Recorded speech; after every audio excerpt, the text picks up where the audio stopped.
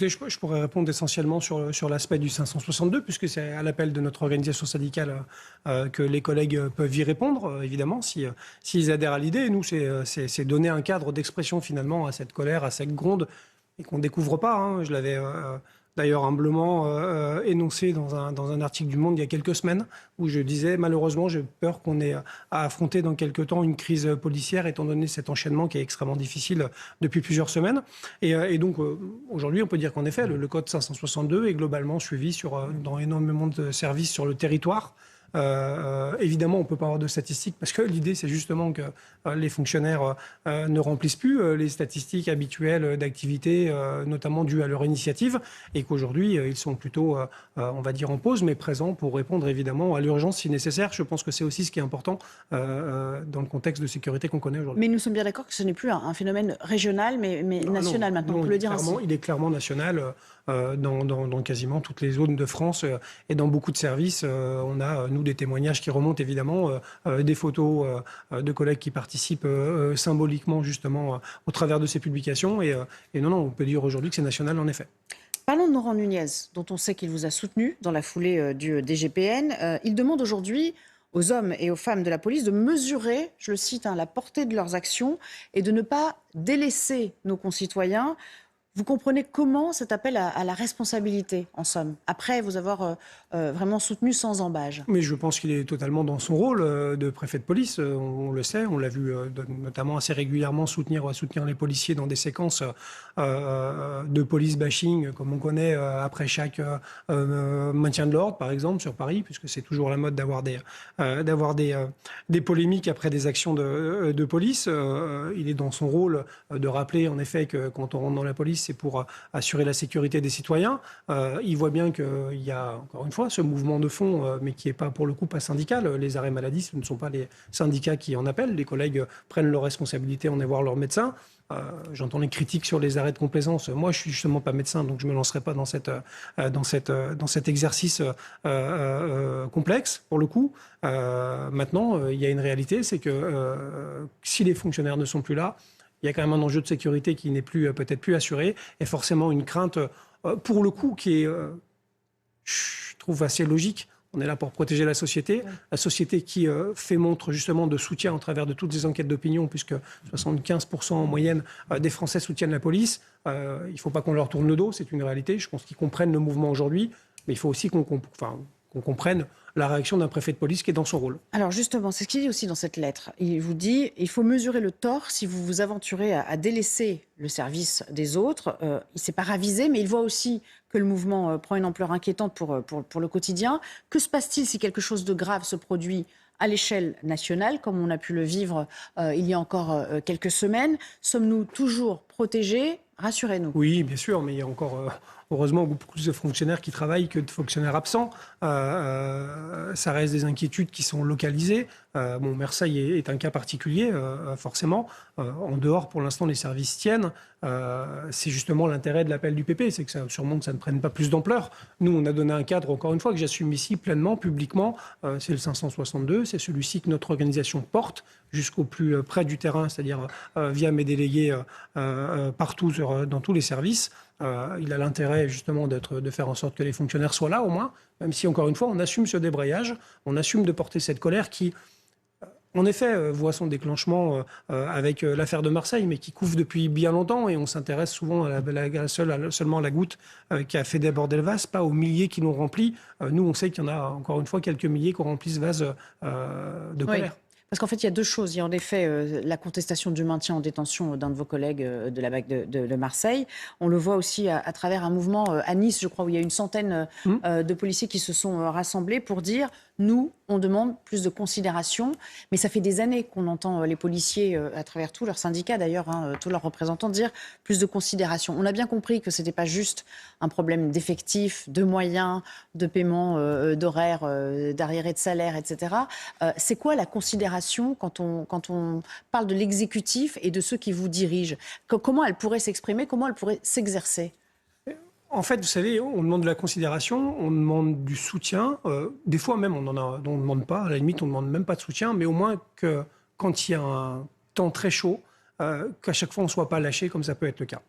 Honnêtement, le début de cette crise, le compte à rebours qui nous fait arriver là, je le dis parce que j'ai été aussi, je crois, le seul à le dénoncer aussi fortement, les propos du président de la République inexcusables et inexplicables sur l'affaire de Nanterre, avant même de dire que la justice va commencer son travail, condamne déjà notre collègue lourdement. Moi, je me suis expliqué là-dessus. Il ne faut pas croire que les policiers sont insensibles à l'expression présidentielle ou politique. Rappelez-vous les dernières crises dans la police, j'ai l'impression qu'on est en crise permanente, c'est une vraie question, viennent de propos de Christophe Castaner, clé d'étranglement et soupçons avérés de raciste, viennent du propos du président chez un de vos concurrents, ou en tout cas un autre média brut, avec le contrôle aux faciès et les violences policières, et à chaque fois, ça réagit très fortement.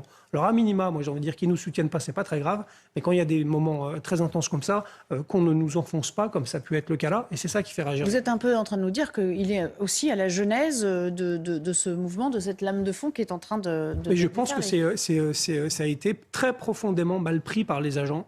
De piétiner comme ça la présomption d'innocence. Soit dit en passant, tous ceux qui aujourd'hui nous poussent des cris d'orfraie en nous traitant de factieux, de séditieux, etc., et même en critiquant fortement les propos du directeur général de la police qui s'est extrait du dossier en disant que globalement la détention provisoire pose des questions pour un policier, c'est-à-dire poser un débat qui me semble moi pas être complètement hors sol. Je constate surtout que ces mêmes-là qui appellent à la séparation du pouvoir et des pouvoirs et au respect des principes républicains n'ont pas réagi du tout quand la parole présidentielle s'est exprimée. Je trouve ça très gênant. Moi, je l'ai fait. On ne peut pas dire de moi et de mon organisation surtout que nous sommes des factieux. J'ai pris des positions plutôt courageuses sur la relation police-justice. Et j'aimerais pas qu'on soit enfermé justement dans un bras de fer qui n'en est pas un. Entre la police et la justice, c'est pas du tout ça le sujet.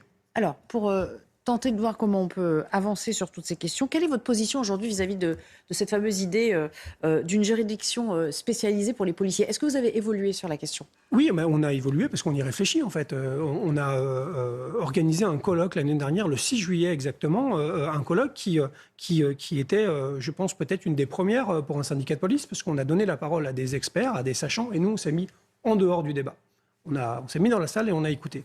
On en a fait une retranscription dans un fascicule, on en a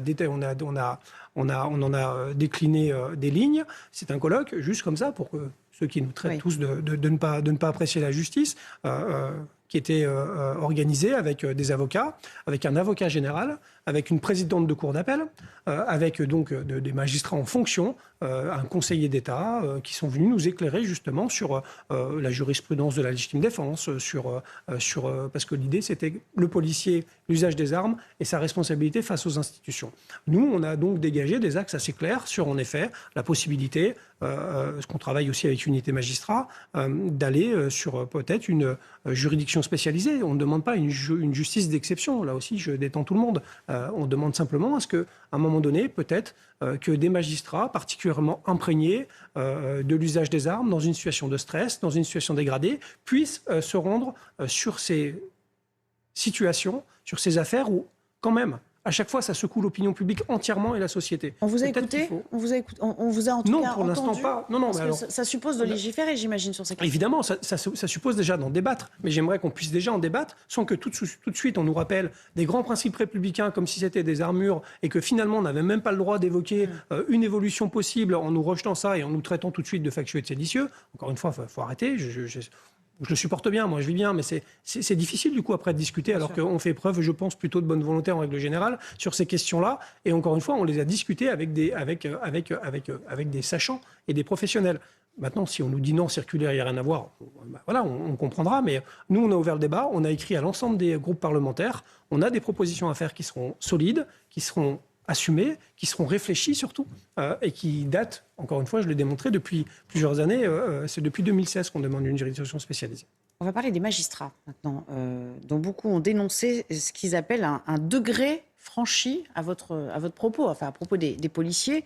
Dans la vous parliez des séditieux et des factieux tout à l'heure, mais eux disent on franchit un degré dans la remise en cause de l'institution judiciaire. C'est vraiment ça le sujet aujourd'hui ? Où on se retranche derrière, je pense que c'est institutionnel. Non, je pense que oui, il y a beaucoup de postures autour de tout ça, clairement, réellement, je pense. Je pense que le vrai sujet, le vrai sujet, c'est que les policiers travaillent toute la journée avec des magistrats déjà. Oui. Premièrement. Le vrai sujet, c'est que les policiers sont quand même le premier maillon de la chaîne pénale. Donc on sait à peu près... On ne peut pas les dissocier. On ne peut pas les dissocier. Je me tue à dire que la police et la justice doivent être côte à côte et pas dos à dos. Ça, je l'assume encore ici de le dire. Et on ne doit pas se tromper de combat ni de cible. L'expression aujourd'hui, c'est une de l'émotion. Deux, elle ne date pas malheureusement d'hier. Le déclencheur, c'est en effet une situation qui peut potentiellement, je pense, se discuter sur le fond. Maintenant, évidemment, que notre collègue en détention l'a été dans des règles légales et il n'y a pas de remise en cause de ça. Pour juste la question plus globalement, est-ce qu'il n'y a pas un moment donné, parce qu'on nous donne des pouvoirs extraordinaires qui engendrent une responsabilité qui l'est tout autant, et que quand l'action de police est remise en cause, qui est tout à fait légitime dans un état de droit, on ne remet pas ça en cause, cette action de police est remise en cause, on nous reverse dans le pot commun, comme le citoyen lambda, en nous mettant finalement au même niveau que tout le monde, alors que juste avant, on a un pouvoir extraordinaire. C'est peut-être cet équilibre-là qu'il faudrait discuter. Je ne sais pas si on y arrivera. Ouais. Et si on nous oppose tout de suite une fin de non-recevoir sur des principes et surtout sur un qualificatif, un entrant droit qui n'est pas réel, c'est gênant et on ne pourra jamais avancer. À propos des motifs qui ont été invoqués par le juge pour le maintien en détention du collègue, est-ce qu'ils vous paraissent injustifiés à côté de la plaque quand on sait que de toute façon, on en parlait ici encore hier soir, il y avait déjà eu des contacts entre les policiers. Ça fait partie des raisons qui font que le juge veut le maintien en détention. Ils auraient très bien pu se concerter avant. Il n'était pas utile d'invoquer cette raison alors qu'il n'y a pas eu tout de suite de séparation des hommes en question. Après, vous savez, la difficulté, c'est que alors déjà, je sais pas, un bout de commencement, de début de dossier, c'est bien normal. Et même si j'en avais, je ne pourrais d'ailleurs pas m'exprimer dessus. Ça, pour le coup, c'est le cadre. Non, mais vous avez eu connaissance des motifs. Oui, les motifs, je les ai eus, mais je n'ai pas le dossier. Donc je ne peux pas juger s'ils sont à côté de la plaque ou pas. La seule chose, c'est qu'en effet, si on se dit que c'est pour empêcher de se concerter alors qu'il y en a 3 qui sont dehors, on peut s'interroger. Si on se dit que c'est pour mettre sur la pression sur les victimes, quel message ça renvoie aux policiers de notre considération, justement. C'est surtout ça qu'interpellent mes collègues clairement sur le terrain. Maintenant, je n'ai pas le dossier. C'est justement là que, pour moi, l'exercice doit s'arrêter sur cette affaire-là.